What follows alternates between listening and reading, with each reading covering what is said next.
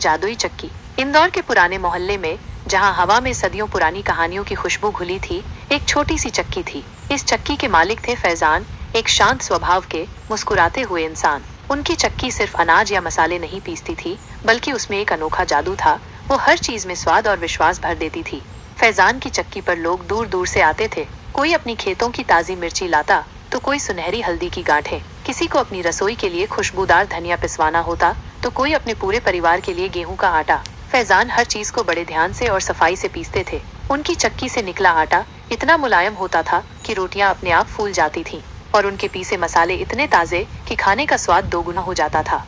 लेकिन फैजान की चक्की की खासियत सिर्फ गुणवत्ता नहीं थी।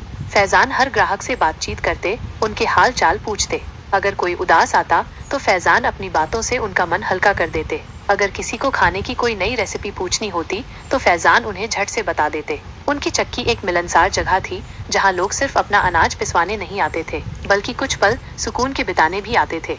एक बार की बात है, मोहल्ले में एक नया किराना स्टोर खुला। उनके पास मशीनों से पीसे हुए पैकेट बंद मसाले और आटा था, जो सस्ते भी थे। कुछ लोग सोचते थे कि अब फैजान की चक्की का क्या होगा, लेकिन फैजान चिंतित नहीं हुए। उन्होंने अपनी मुस्कान बरकरार रखी और अपनी मेहनत में कोई कमी नहीं आने दी।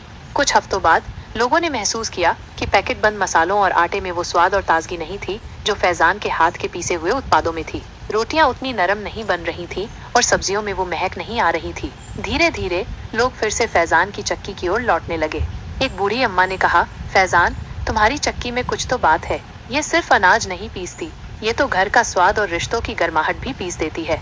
फैजान बस मुस्कुरा दिए। उन्हें पता था कि उनकी असली ताकत उनकी मेहनत, ईमानदारी और ग्राहकों के प्रति उनके स्नेह में थी। उनकी चक्की सिर्फ लोहे और पत्थरों की नहीं थी, वो तो विश्वास और गुणवत्ता का प्रतीक थी।